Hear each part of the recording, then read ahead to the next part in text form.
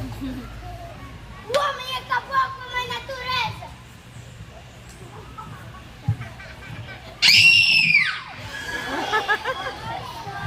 Vocês não viram? Tem algo ali.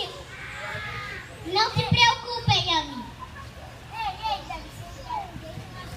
Não se preocupem, amigos. Sou a única habitante desse planeta destruído.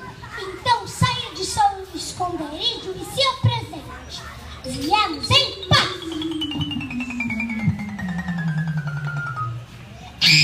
Odeio baratas. Sou uma barata com muito orgulho. Muito prazer. Até que enfim encontramos alguém.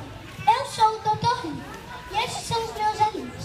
Fizemos uma viagem no futuro, na Terra, para saber como ficaria o futuro. Nossa, Dr. Lee, a coisa é mais séria do que pensávamos.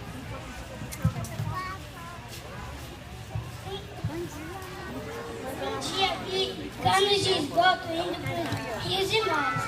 Olha, Cascuda, como foi que tudo isso aconteceu?